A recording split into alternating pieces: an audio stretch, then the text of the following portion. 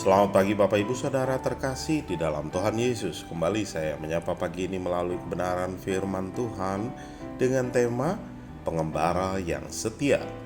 Ibrani 11 ayat 9 berbunyi demikian.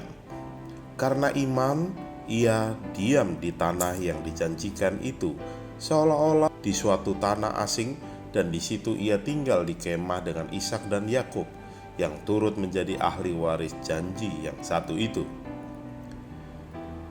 Bapak Ibu Saudara, sebagian besar dari kita memiliki tempat yang hangat di hati kita untuk sebuah rumah. Bahkan kita sering mendengar istilah home sweet home, yang artinya rumahku, surgaku, atau istanaku, di mana rumah bisa membawa kita perasaan nyaman, hangat, penuh cinta, dan aman. Meskipun kita mungkin tumbuh dewasa dan akhirnya meninggalkan rumah asal kita, rumah kita tidak pernah benar-benar meninggalkan kita. Untuk sebagian besar hidupnya, Abraham adalah pengembara, berpindah dari satu tempat ke tempat lain. Meskipun dia meninggalkan tempat-tempat yang bisa dia sebut sebagai rumah, kitab Ibrani memberitahu kita bahwa dia menantikan untuk menemukan rumahnya bersama Tuhan. Itu karena Tuhan memanggilnya dengan iman, dan Abraham mengikutinya. Seringkali Abraham hidup sebagai orang luar di negeri asing. Dia tahu bagaimana rasanya berbeda dari orang-orang di sekitarnya. Sebagai seorang pendatang, dia dengan setia mengikuti Tuhan sebagai pembimbingnya, dan begitu pula saat Tuhan menggenapi janji-janjinya dalam hidupnya.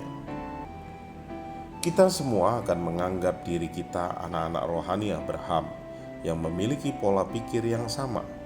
Kita mengikuti kemana Tuhan memimpin kita. Sebagai pengikut Yesus, kita tidak pernah benar-benar nyaman atau betah dengan sistem, nilai, dan gaya hidup dunia ini. Akibatnya kita sering kali diperhadapkan dengan situasi-situasi yang sulit yang harus mempertaruhkan iman kita. Sebaliknya, kita harus mengembara dengan setia dan damai sejahtera Allah selama di dunia ini, sehingga kita bisa berfokus untuk hidup sebagai warga kerajaan Allah di dunia ini. Kita hidup sedemikian rupa sehingga kita merindukan tidak hanya rumah kita bersama Tuhan nantinya, tetapi juga untuk membantu menghadirkan kerajaannya yang akan datang di bumi ini. Amin. Mari kita berdoa.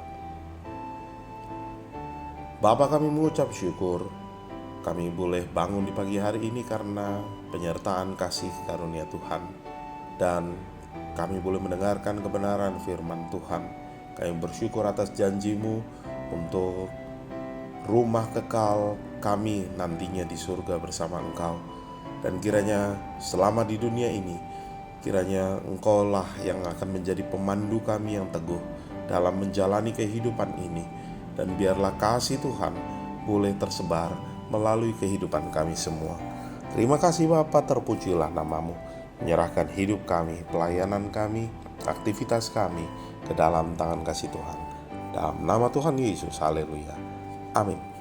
Selamat pagi, selamat beraktivitas. Tuhan Yesus memberkati kita semua. Shalom. Jangan menyerah,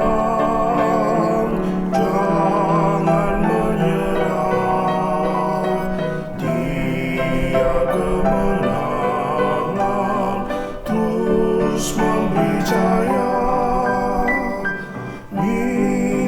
Kekuatan dan terus berjuang.